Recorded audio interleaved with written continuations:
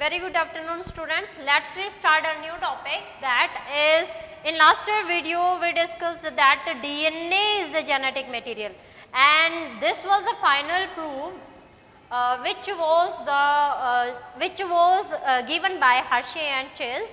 अब DNA हमारा genetic material है, तो DNA के अंदर जेनेटिक मटेरियल होने की क्या क्या प्रॉपर्टीज हैं, let's we discuss right now. Properties of the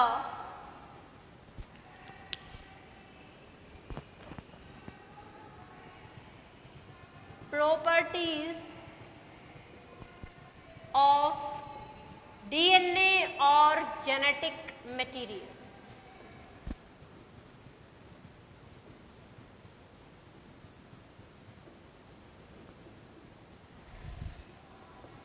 भाई लास्ट वीडियो में हमने डिस्कस किया था कि हमारा डीएनए ही जेनेटिक मटेरियल है. अब डीएनए के अंदर ऐसी क्या बात होती है कि उसको जेनेटिक मटेरियल बोला जाता है? सबसे पहले it should be replicate. So replication power है वो हमारे जेनेटिक मटेरियल के पास होनी चाहिए. डीएनए के पास रेप्लिकेशन पावर है, it can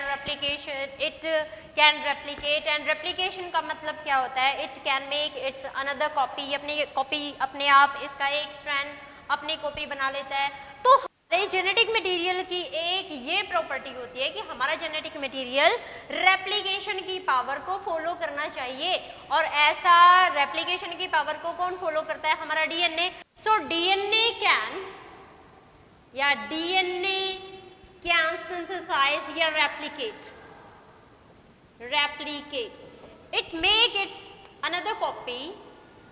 It makes its another copy.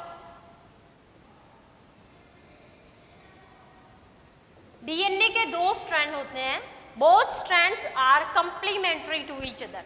अब डीएनए का जब रेप्लिकेशन होता है, और ये पता है आपको रेप्लिकेशन हमारा एस फेज में होता है, सेल साइकिल का जो एस फेज होता है उसमें हमारा डीएनए रेप्लिकेट करता है. इसके अलावा एस फेज में हिस्टोन प्रोटीन की फॉर्मेशन भी होती है. तो यहाँ पे एक स्ट्रैंड है हमारा डीएनए का, वो जब हमारा डीएनए रेप्लिकेट करता है तो हमारे दोनों स्ट्रैंड्स हैं वो ओपन हो जाते हैं और यहाँ पे नए स्ट्रैंड्स तैयार हो जाते हैं. सो एक डीएनए से हमारे दो डीएनए की कॉपी तैयार हो जाती है. You can say that DNA can make its another copy. DNA का जो नंबर है वो डबल हो जाता है, लेकिन डीएनए का नंबर डबल होता है बट हमारे सेल की पॉइडी है वो चेंज नहीं होती है. और इससे रिलेटेड क्वेश्चन काफ़ी बार पूछा जाता है कि इसमें इतना डीएनए था तो उसमें प्लॉइडी कितनी होगी? Ploidy remain same but number of DNA that get doubles. Second जो प्रॉपर्टी है वो ये है कि हमारे जेनेटिक मटेरियल के पास धीरे धीरे स्लो चेंज मीन्स म्यूटेशन होने की पावर होनी चाहिए. It should be mutation. It should having the power of mutation. Mutation की पावर अगर हमारे जेनेटिक मटेरियल के पास है तो वो काफ़ी अच्छा जेनेटिक मटेरियल माना जाता है. म्यूटेशन का मतलब क्या होता है? चेंजेस. कैसे changes? Slow changes, generation to generation. तो ऐसा जो स्लो चेंज होता है वो भी हमारे डीएनए में होता है, और ये जो म्यूटेशन जिसकी वजह से होता है वो म्यूटेशन कहलाते हैं. और यहाँ पे हमारे डीएनए में जो म्यूटेशन होते हैं, स्लो चेंजेस होते हैं, वो दो टाइप के होते हैं. Physical mutation and second is chemical mutation.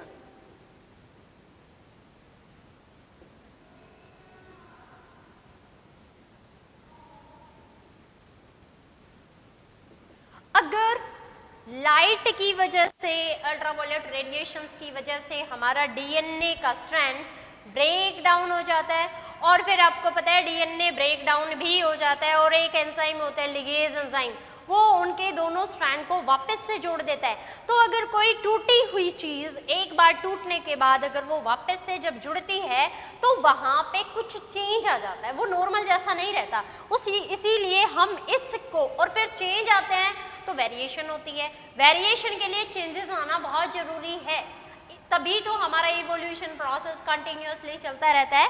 यहाँ पे फिजिकल लाइट, अल्ट्रावायलेट रेडिएशंस वगैरह हैं, वो रिस्पॉन्सिबल है। केमिकल म्यूटेशन काफ़ी सारे हैं, हमारे काफ़ी सारे केमिकल ऐसे हैं जो हमारे डीएनए के बीच के बॉन्ड को और बीच के स्ट्रैंड को तोड़ देते हैं, दोनों स्ट्रैंड्स को तोड़ देते हैं, जिसकी वजह से वो टूट के सेपरेट हो जाएंगे, फिर उनके अंदर वापस से डीएनए लिगेज एंजाइम उनको वापस से जोड़ देता है, तो वहाँ पे चेंजेस आते हैं। तो ये चेंजेस हैं, ये चेंजेस हैं, ये म्यूटेशन कहलाते हैं और ये वेरिएशन के लिए बहुत ही ज़्यादा इम्पोर्टेंट होते हैं। वेरिएशन होंगे तभी हमारा इवोल्यूशन प्रोसेस है दैट विल बी कंटिन्यू। तो ये हमारा म्यूटेशन है कि हमारा जेनेटिक मटेरियल ऐसा होना चाहिए जिसके पास म्यूटेशन की पावर हो। मीन्स अभी हमने दो कैरेक्टरिस्टिक्स पढ़े हैं, दो प्रॉपर्टीज पढ़ी हैं कि हमारे डीएनए के पास या हमारे जेनेटिक मटेरियल के पास ऐसा क्या होना चाहिए कि ये genetic material final genetic material है या हो। तो एक तो रेप्लिकेशन होना चाहिए। अब आरएनए का रेप्लिकेशन नहीं होता है, आरएनए को पहले डीएनए में कन्वर्ट होना पड़ता है, फिर रेप्लिकेशन होता है।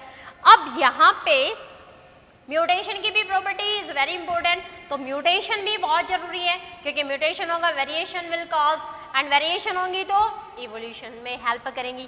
Third is it should be stable. ये केमिकल और फिजिकल प्रॉपर्टी के हिसाब से केमिकल और स्ट्रक्चर हमारा जेनेटिक मटेरियल ऐसा होना चाहिए कि ये स्टेबल हो, इसको किसी भी टाइप के कोई एंजाइम इजीली डिग्रेड ना कर सके। तो इसीलिए इसको हम क्या बोलते हैं, the genetic material should have stability. और आरएनए के कंपैरिजन में हमारी स्टेबिलिटी है वो डीएनए की कहीं ज़्यादा है। आरएनए बहुत जल्दी डिग्रेड हो जाता है, रिएक्ट कर जाता है, हमारा डीएनए स्टेबल होता है। नेक्स्ट है it should follow the Mendelian characters, मतलब inheritance characters, inheritance भाई हमारे डीएनए इनहेरिटेंस मतलब मेंडेलियन कैरेक्टरिस्टिक्स। मेंडेलियन कैरेक्टराइजेशन का मतलब क्या है, मेंडल जी ने क्या बताया था, ये बताया था कि कुछ हमारे ऐसे जिनको उन्होंने फैक्टर्स बोला था, कुछ फैक्टर्स हमारे ऐसे होते हैं जो जनरेशन टू जनरेशन ट्रांसफर होते हैं। एग्जैक्टली उन्होंने ये नहीं बताया कि इन फैक्टर्स को हम जीन कहते हैं, तो वो मेंडल ने बताया था कि वो जनरेशन टू जनरेशन ट्रांसफर हो जाते हैं। यहाँ पे हमारा कौन सा material generation to generation transfer होने के लिए सुटेबल है, that is DNA. So DNA can easily transmit from one generation to another generation. Means एक जनरेशन से दूसरी जनरेशन तक ट्रांसफर होने की प्रॉपर्टी है, वो भी हमारे जेनेटिक मटेरियल में होनी चाहिए, and that is consisting only and only by DNA. तो ये हमारे कुछ प्रॉपर्टीज थी, ये हमारे कैरेक्टरिस्टिक्स हैं जिसके बेस पे हम ये बताते हैं कि हमारा डीएनए है वो ही जेनेटिक मटेरियल है, and that is the suitable genetic material. Next हम चलते हैं, what is the differences between DNA and RNA. RNA और डीएनए के बीच में क्या क्या डिफरेंस है। अभी हमने लास्ट वीडियोस में जितने भी वीडियोस आज तक हमने किए हैं उनमें हमने डीएनए के बारे में, डीएनए के स्ट्रक्चर के बारे में पता किया है, डीएनए के स्ट्रक्चर के बारे में पढ़ा है। तो अब डिफरेंसेस देखिए जरा, this is DNA and this is RNA. है दोनों न्यूक्लिक एसिड, डीएनए भी न्यूक्लिक एसिड है, इसको हम डीऑक्सीराइबोन्यूक्लिक एसिड कहते हैं, and this is ribonucleic acid. Now structure में हमने पढ़ा था कि हमारे डीएनए के पास शुगर होती है, पेंटोज शुगर, वो शुगर कौन सी है? It having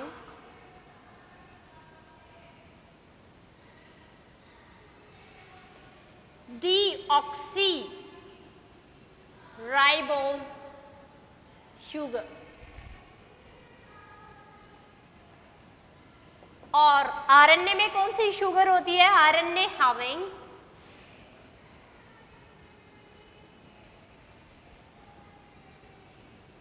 ribose sugar. यहां हमारे डीएनए में प्यूरिन्स और पायरामाइडिन्स प्रेजेंट होते हैं। तो प्यूरिन यहां पे कौन है? Adenine, adenine, and second one is guanine. उसी तरह से पायरामाइडिन है, यहां पे पायरामाइडिन है साइटोसिन, एडेनिन के साथ thymine, and second is cytosine.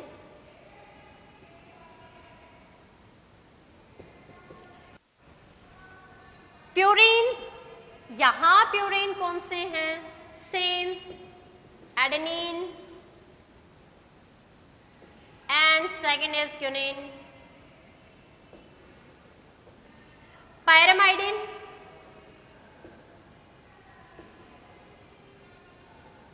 पायरामाइडिन है यहां थायमीन के बजाय हमारा यूरासिल होता है।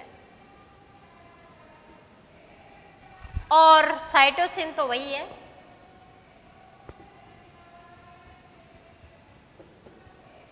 डीएनए के पास पावर होती है रेप्लिकेशन की। It don't replicate, it replicate somewhat. तो यहाँ पे ये हमारे कुछ डिफरेंसेस हैं जो हमारे आरएनए डीएनए में, डीएनए का जो केमिकल स्ट्रक्चर हम देखते हैं तो वहाँ फॉस्फेट ग्रुप, पेंटोज शुगर और नाइट्रोजनस बेस प्रेजेंट होते हैं। तो यहाँ पेंटोज शुगर में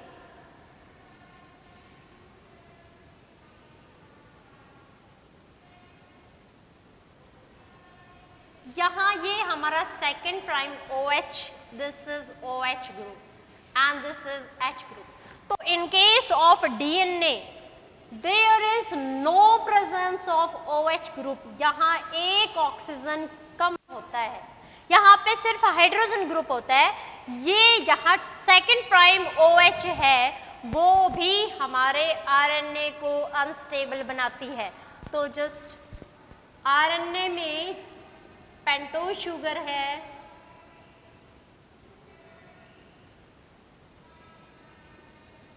this is second prime OH group. So this OH group is also make unstable RNA. यहाँ पे OH ग्रुप नहीं है, तो ये OH ग्रुप भी हमारे डीएनए को स्ट्रॉन्ग बना रहा है, हमारे डीएनए के स्ट्रक्चर को स्टेबल कर रहा है। नेक्स्ट है कि हमारे डीएनए में थायमीन प्रेजेंट होता है। तो थायमीन है, वहां पे थायमीन को आप 5 मिथाइल यूरासिल भी कह सकते हैं। क्यों? क्योंकि यूरासिल है, यूरासिल के 5th कार्बन एटम पे मिथाइल ग्रुप अगर हम ऐड कर दें, 5th कार्बन एटम पे अगर हम मिथाइल ग्रुप ऐड कर दें तो यूरासिल कन्वर्ट हो जाता है हमारे थायमीन में। So you can say this is 5, thiamine is 5 methyl uracil. Thymine present है हमारे डीएनए में, और थायमीन के पास क्या प्रॉपर्टी होती है? यूरासिल के साथ अगर हम यूरासिल के 5th कार्बन एटम पर मिथाइल ग्रुप अटैच कर दें तो हमारा 5 मिथाइल यूरासिल बन जाता है, और वो 5 मिथाइल यूरासिल का दूसरा नाम है थायमीन। ये थायमीन भी हमारे डीएनए को स्टेबल बनाता है। सो ये हमारा टॉपिक यहीं खत्म होता है, डीएनए और आरएनए के बीच में डिफरेंसेस। अब हम करते हैं डीएनए रेप्लिकेशन। रेप्लिकेशन से पहले मैं आपको आरएनए वर्ल्ड करवाना चाह रही हूँ, तो just look here about RNA world.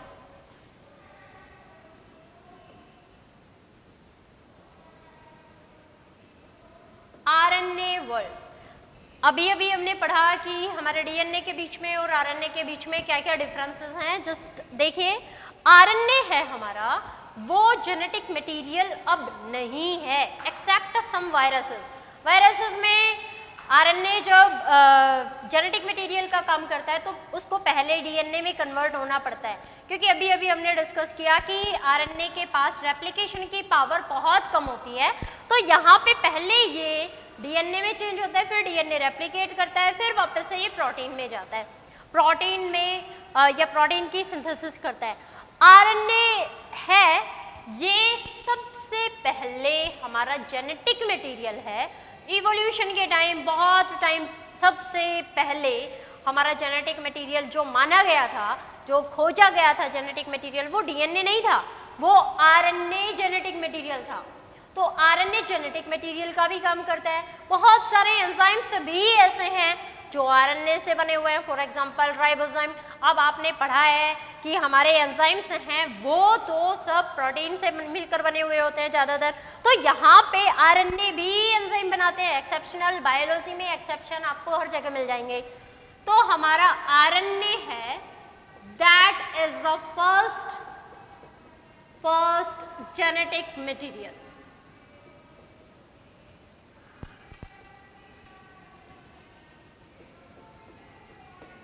during the course of evolution. Next, RNA है, that also help in the formation of enzymes. enzymes भी RNA के बने हुए हैं। कौन से?